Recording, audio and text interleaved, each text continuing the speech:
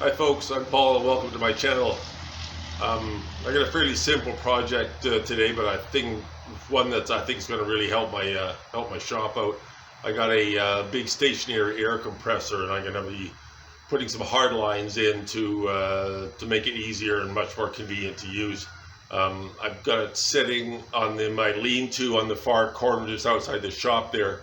I just hate air compressors rattling all the time, so I'm putting it outside or in the lean-to.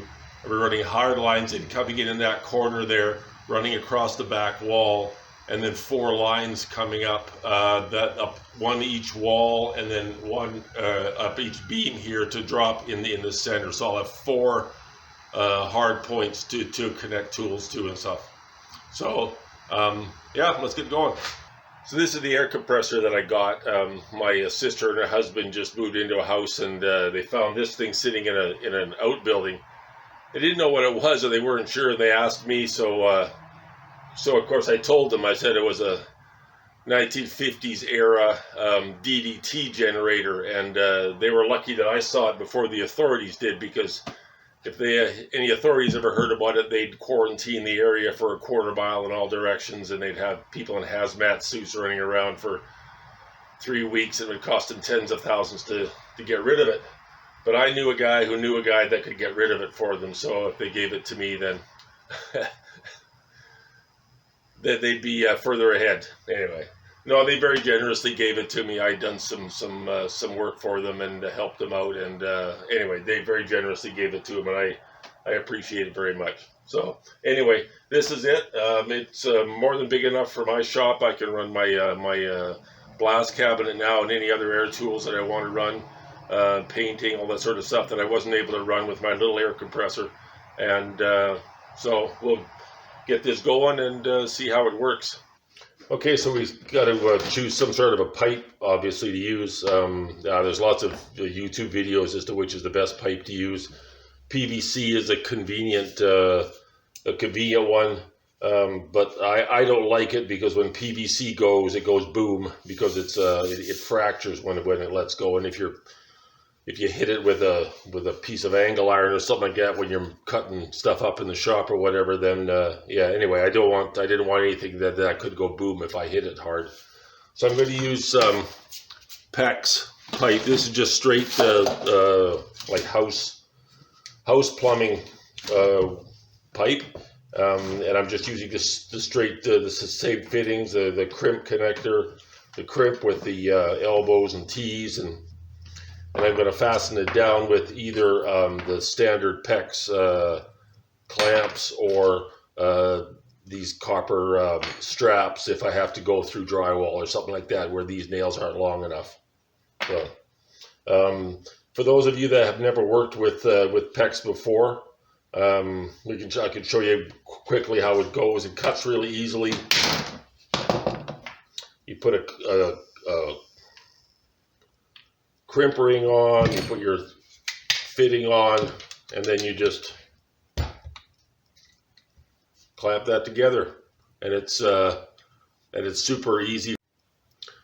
For my fittings at the end of the line, I'm just going to use a standard, they're called drop ear elbows, coming out of the PEX. They have 3 nice screws. You can attach it firmly to whatever, and then this comes out 1/2 inch, so I'll bush it down to 1/4, and then whatever convenient air fitting I want to put on here.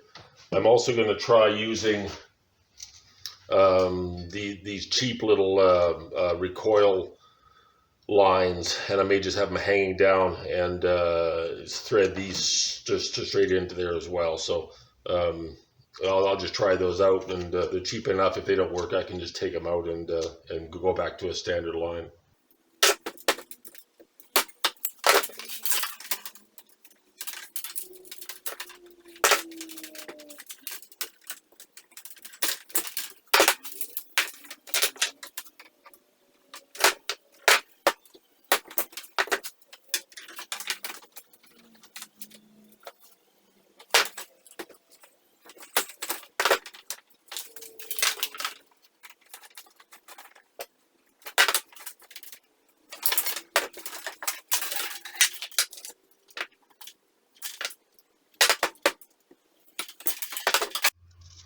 Okay, folks, so there it is, installed in place. Sorry I didn't get video of that. It's just hard to wrestle that hose into place while, or that PEX into place while filming. But you can see it comes in the corner there, goes across the ceiling down to the down pipe there for the blast cabinet, and I've got other lines going across the ceiling here to these coiled hoses, which makes it convenient to I can hook it anywhere.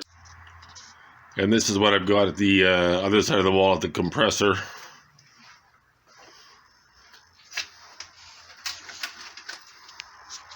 Just put a quarter turn valve in there, ball valve, just so I can shut it off quickly.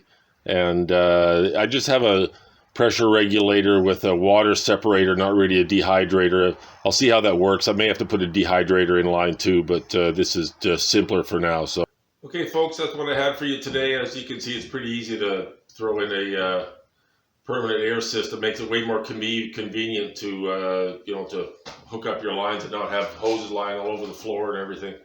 So yeah, you should do it yourselves.